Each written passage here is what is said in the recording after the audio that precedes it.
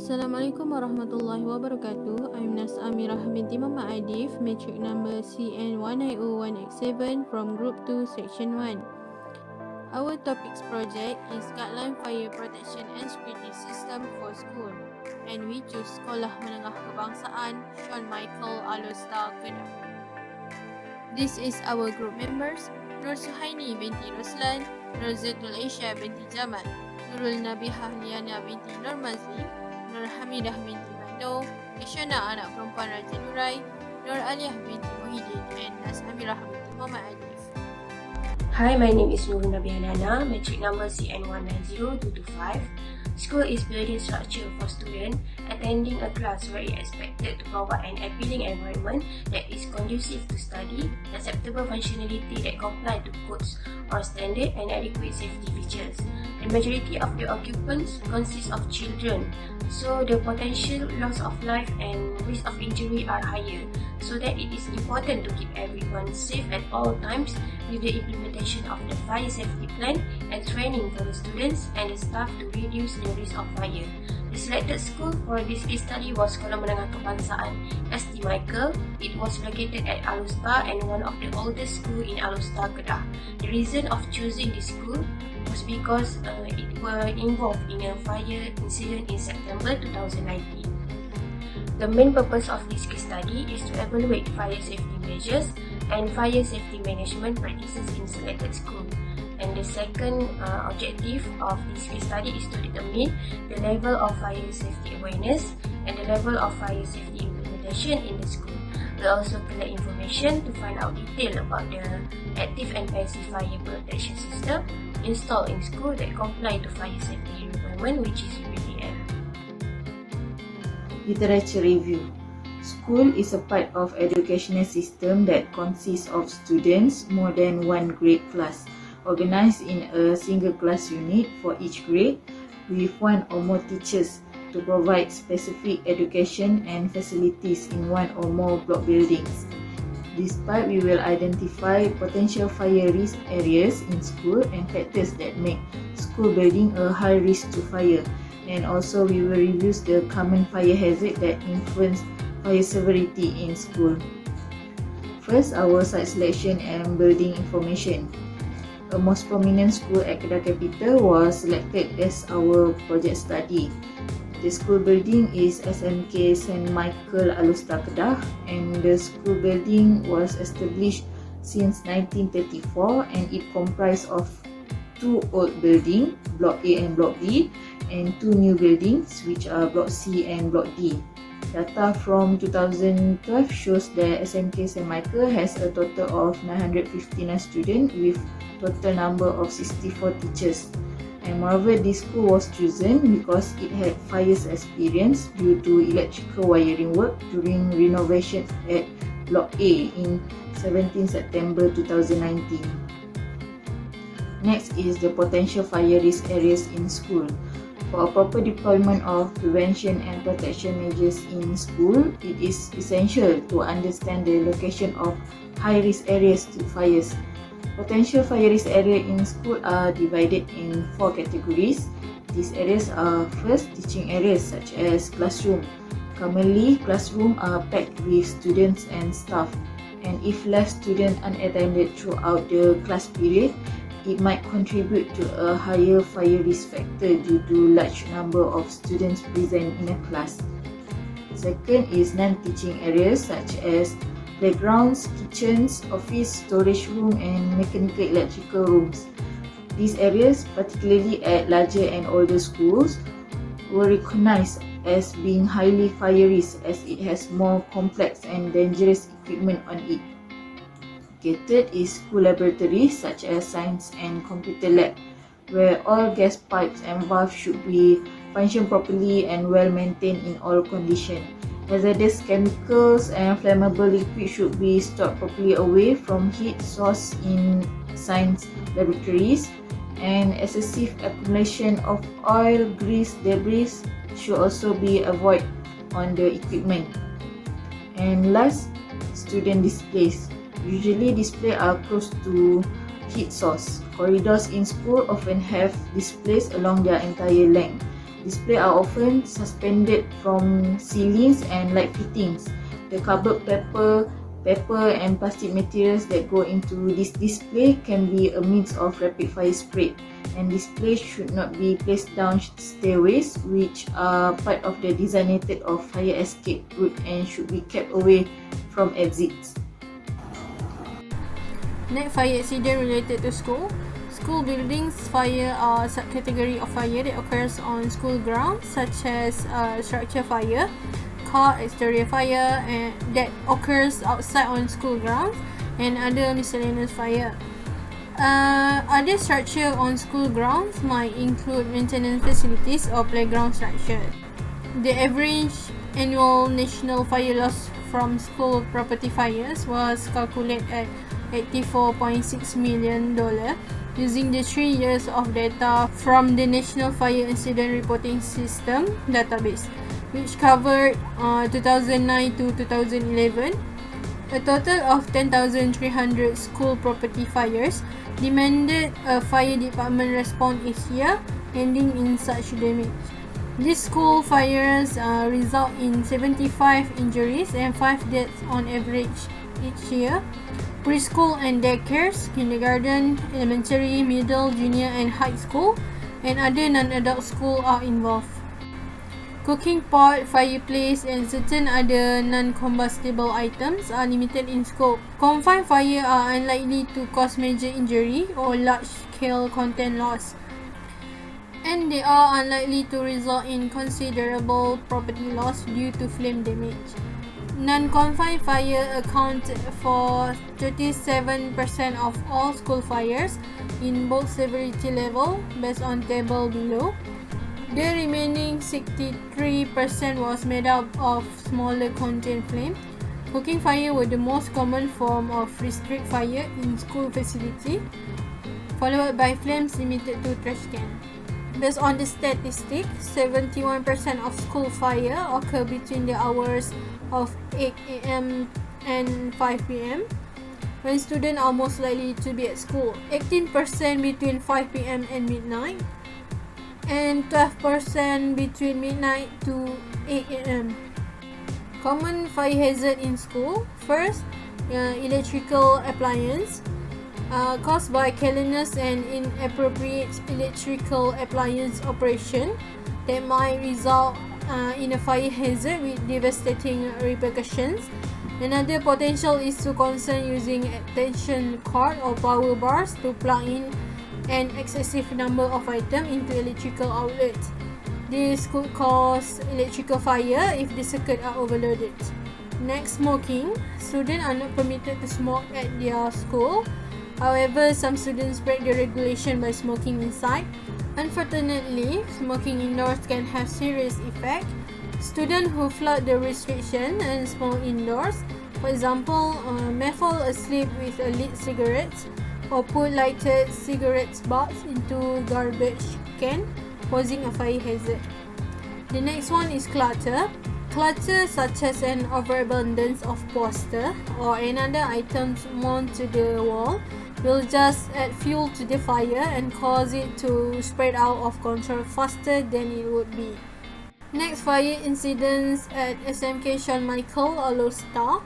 On 17 September 2019, 800 students and 61 teachers from SMK Sean Michael in Alostar were astonished and terrified for a brief moment when a block of their school building caught fire at noon, when learning season was in progress and average teacher students were inside.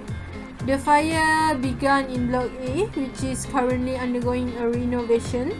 The school building was not in use when the time of occurrence, and the contractor was completing electrical wiring work. Within 2 kilometers of area, rising clouds of smoke could be observed. Nobody was injured. 4 classes on the 3rd floor were involved in these fire incidents. According to preliminary investigation, the fire only affected around 20% of the building ceiling and the roof structure. The ceiling is comprised of a combustible fiber layer, which allows the fire to spread rapidly. The fire crew and rescuer in Alostar act quickly to to put out the fire and prevent it from spreading to nearby class. Bismillahirrahmanirrahim. Assalamualaikum warahmatullahi wabarakatuh. My name is Nur Suhaini binti Roslan. Matric number CN190220. I will continue with active fire protection for the school. First of all is fire hydrant. Refer to UBBL clause 2252. Each building should be equipped with at least one fire hydrant located not more than 91.5 meter from the nearest fire brigade access point. This shows the school is also one of the buildings that needs a fire hydrant. Only trained firemen are permitted to utilize the fire hydrant system. This is because the hydrant pressure is so high that anyone who isn't properly trained and tries to use it can sustain major damage.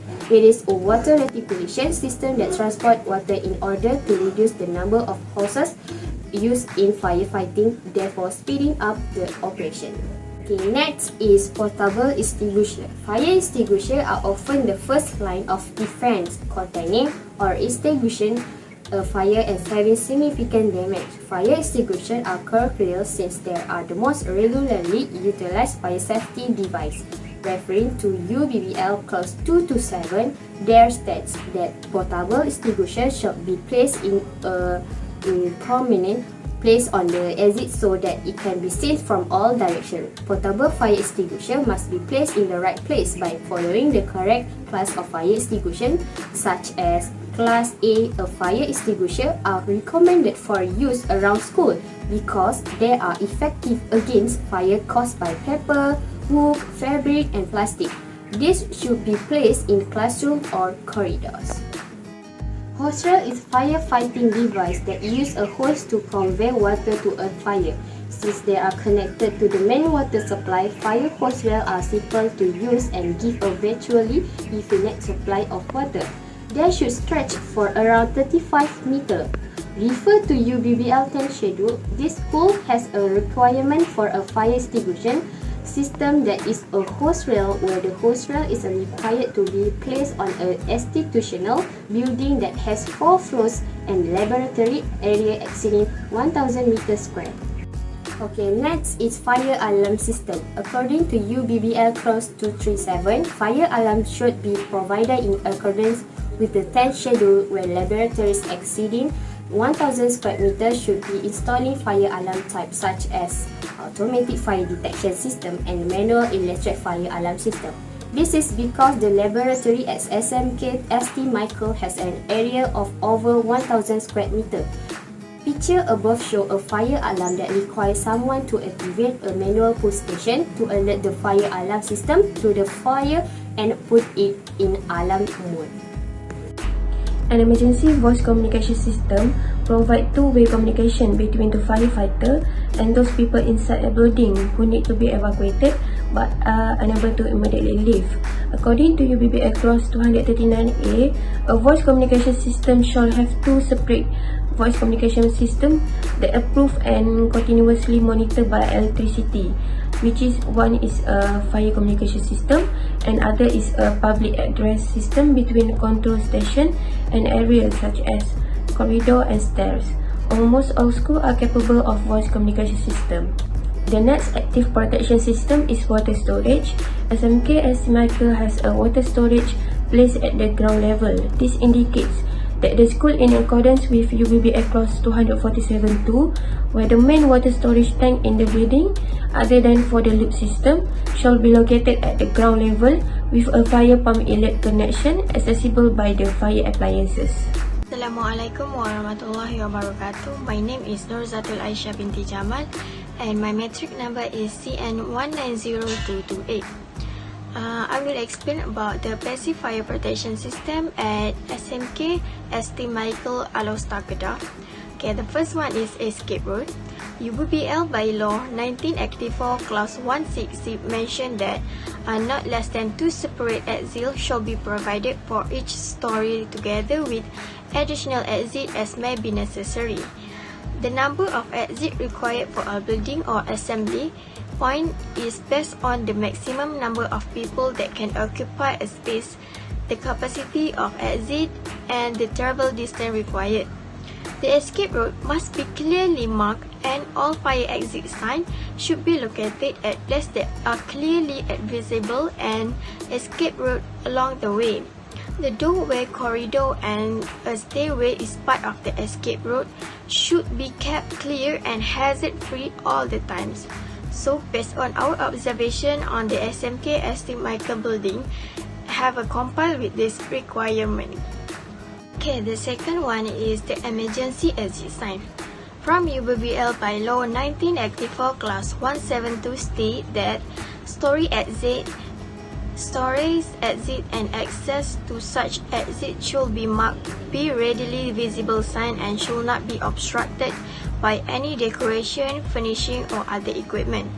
Second is a sign reading keluar with the arrow indicating the direction should be placed in every location where the direction of travel to reach to the nearest exit is not immediately apparent. Number 3 is every sign should have a word keluar and plainly legible, a letter not less than 150 mm high with the principal stroke of the letter not less than 18 mm wide. The lettering should be in a red against a black background. So SMK St. Michael provide each classroom, office, laboratory, toilet, and any other room with exit sign that are clearly from any obstruction and visible to the occupant to notice as shown in the picture. Okay, next is a staircase. In situation of emergency, occupant will use the same staircase to evacuate. They serve as a main exit and the primary escape route of a building.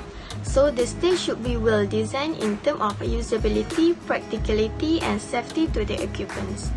From the UBBL by Law 1984 Clause 106, the riser of any staircase should be maximum 180 mm high and the tread of staircase should be minimum 225 mm. The dimension of riser and tread for the stairs should be equal and consistent. And then the staircase with the should be followed by Law 168. The standard width of the main staircase minimum is around 1,200 mm overall string. And the third one is the depth of the landing should not be less than the width of the staircase. So all the riser and tread at SMK St. Michael has a consistent size and is acceptable compared to the UBBL 1984 standard. Okay, next I'm going to explain about the assembly point in the SMKT Michael.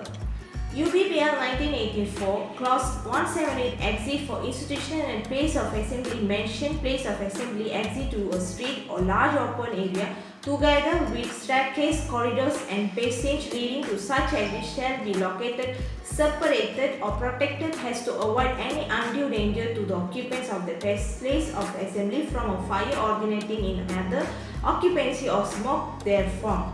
The assembly point must be located far enough from the building to afford protection from heat and smoke in the event of fire. Fire assembly point should not put staff, students, teachers and building users at risk from emergency vehicles responding to the incident, and the fire assembly point should be located so as not to require the crossing of a road of movement through traffic area. Therefore, in the SMK St. Michael made an outdoor court as an assembly point for students, teachers and staff to gather in one place in the event of a fire. Besides, the below picture shows the condition of the place of assembly, which is safe and there are no obstruction from the occupant to evacuate and stay at the place during an emergency. The court can accommodate the total number of occupants in the schools. My name is Nur Hamidah Maknur. Matric number is CN100107. Okay, from discussion, we learned fire safety in school is very important because most of furniture in classrooms such as chair, table and desks are made from wood and these are flammable. Okay, chemical laboratory that contain large amount of novel liquid and they are particularly risiko. Therefore, school authority must also provide fire control equipment and they also should educate students on how to use the fire equipment if emergency. In this way, it will make equipment in this school will be safe a place. Okay, fire authority should also conduct fire drill. Activity like this can help the school and student if they face a real emergency. With this percent of fire drill in the school, they indirectly see effectiveness of equipment such as emergency bell, emergency road, fire hydrant, and other related about fire safety. And the school administrator also must provide emergency plan. It can help be used in time of emergency. Okay, fire inspection for each building, especially school, should be conducted annually or unnoticed at any time. This aims to ensure to keep all building equipment safe from potential fire. The inspector will check the safety systems that are in place. This includes both the active and passive fire protection equipment. Besides that, the school should have a fire extinguisher and hose reel must be installed in place for each floor. This can be used to control the fire before it spreads. Fire alarm must be strategically placed and they must be inspected periodically to ensure they are good in condition. Schools are fully responsible for the safety of students. They cannot expect the government to install any fire safety provision.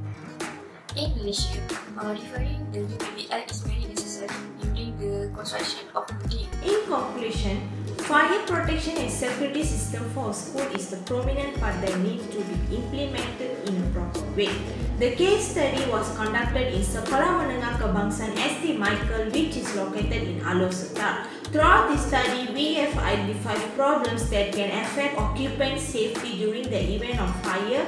As a result, fire protection and security system are the main things that need to be considered when building up a building. The majority of occupants in the schools are teachers and students who are using the facilities in the building. Therefore, the proper management which will lead to preventing any further accident from happening.